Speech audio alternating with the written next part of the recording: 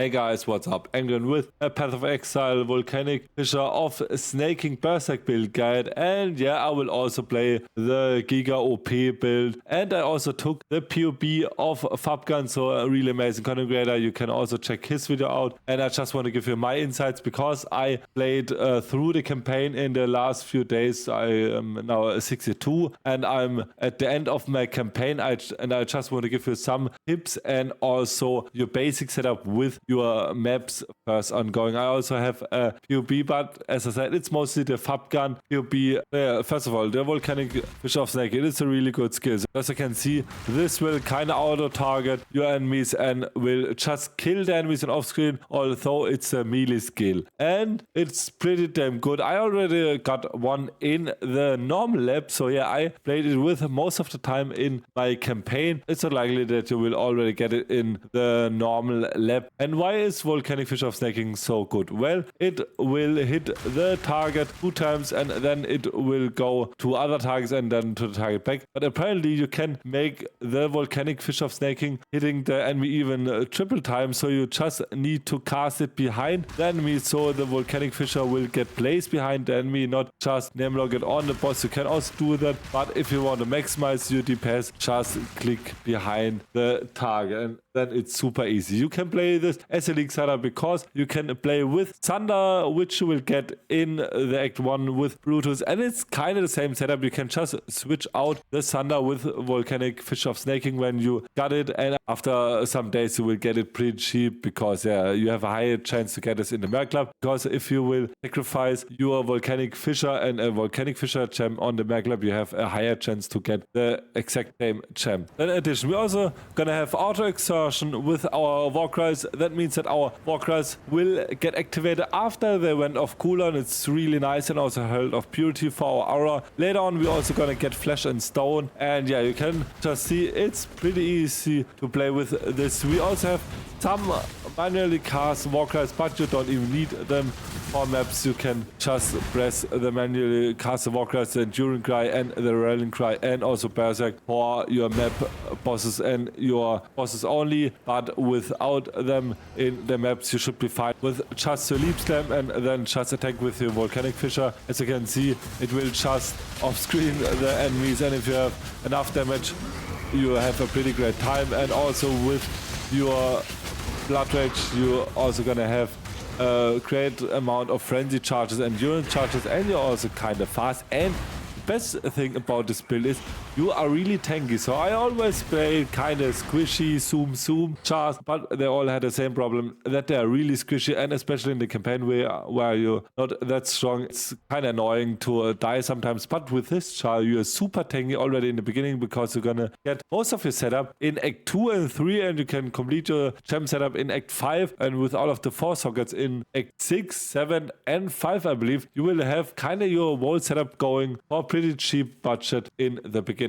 It is a super good starter build, and as I said, I will link the POB, but as I said, it is the fubgun POB, so not my own POB, because I'm still not in a mood where I can craft this by my own. So let's gonna start with the gem setup. When you're finishing the campaign, it's most likely that you have a falling. If you're kind of lucky, you can also get a 5 and a 6 link, which I will show you in a minute in the POB. But before a falling setup, go for Volcanic Fissure of Snaking. If you don't have it yet, go for Sun Up, and also go for Life Tap, Overexertion and melee physical damage for your first 3 links, and then for your helmet, go for Auto Exhaustion, Battle Mage Cry, Intimidating Cry and Punishment. The cool thing is, because of your Battle Mage Cry, you will cast your punishment with your next melee attack, so you will auto curse your targets. And then also for your chest, go for Leap Slam, Fast Attack, Berserker and also Herald of Purity. With your fast attacks you can move really fast with your Ascendancy on top of it with Grave the Slaughter, and also with your Berserker you can just consume all of your rage and you will get an increased effect, and with Herald of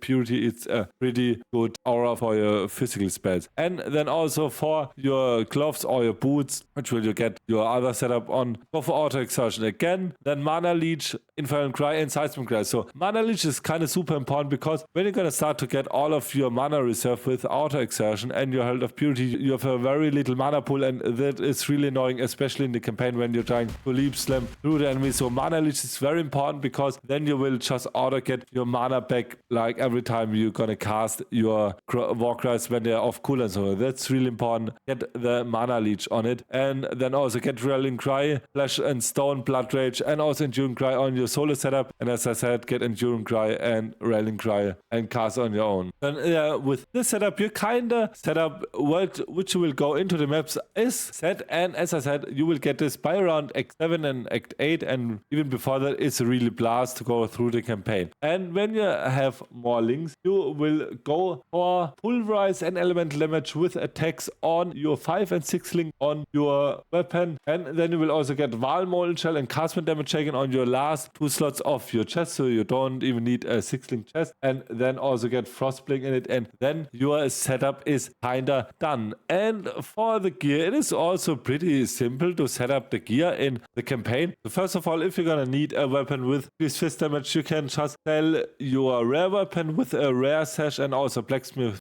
whetstone, or a blue weapon with a blue sash, and then you're gonna get a weapon with increased fist damage. So that's really nice. It is also good to get it early on, but also try to do the essences in the beginning because you can get some really amazing items with it. I always kind of trying to get some 4 link, maybe also a 5 link if you're really lucky, and then just slam it onto your weapon. I crafted this weapon with, I think, Act 7 or Act 8 with flat physical damage, increased physical damage, also with strike multi and some life leech. That's really great. You can either go for a flat physical essence or something like some life leech or something. It's really great. You can also put this onto your other gear when you have kind of like white gear. Just slam on your essence on your gear early on, so you're gonna get some pretty great gear, because all of my gear, I crafted kind of with my essences, and I got a bit lucky with the Wanderlust. You can also craft on attack speed if you're gonna have an open suffix on your weapon. It only costs 6 orb of alteration, and it's really worth, because with that you're even gonna leap slam faster. The weapon is pretty easily just take a white weapon, slam on essence, or take a rare blue weapon with a blue or rare rustic sash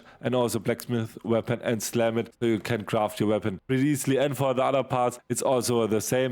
For the campaign, just try to get your sockets going, and then also max out your res and also life, and try to don't get life on your armor, because you want to have the life wheel on your armor, where you're gonna get 15% increased maximum life if there are no life modifiers on equipped body armor. That's also important. And for your amulet, kinda get dex and some all attributes, so you can fill in your needed attribute requirements. And for rings, also get either some flat physical damage or your resistance. So, and then you should be good to go for your campaign. I get like 61 cold res, 49 fire res. I still need to fix my lightning res, but this will also be fine. And then you can start into your maps. And when you're going into a map, and this is the POB of fubgun, for your weapon, get a Calm's Primacy, a Career Chopper. That's really nice, because with every rage also grants 1% of physical damage as extra fire damage. That's really important for your damage. Also get like Tanu Ahi, so you have 10% chance again adrenaline and also onslaught. And then for the rest of your part, get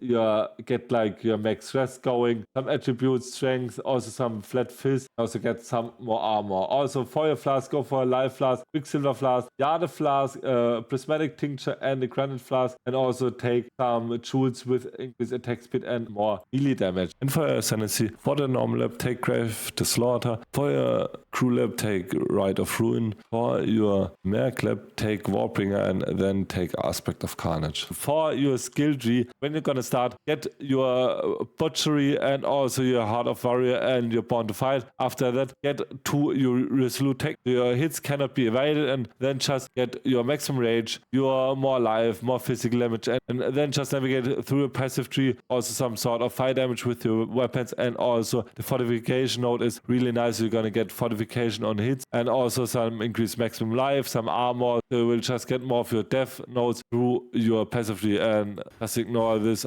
This was some test from me. And after that, go more into the southern route, and as you can see, this is kind of one of the finished tree. You will also go into the southern route here, also go into the northern route here with more endurance charges and also elemental mastery and divine fury. And you can also, I think, get some cluster jewels into it, and also hatchet master. This was pretty the league start build for my char. So most of the people will play this char because it's really great, but I will also do another video where I will go step by step through the acts, which skill gems you're gonna get through the acts, so you have a better start. And this will also focus more on Thunder, because I'm gonna have the Volcanic Fissure of Snaking. And if you have some advanced questions and some other questions, please ask them in the comments down below. And I hope you're also as damn excited as me for the new League. And if you like the video, please leave a like and a sub. It would boost my channel tremendously, and I would appreciate it a lot. And also follow me on TikTok and my Twitch, where I will also stream the new PoE League. And until the next video, bye.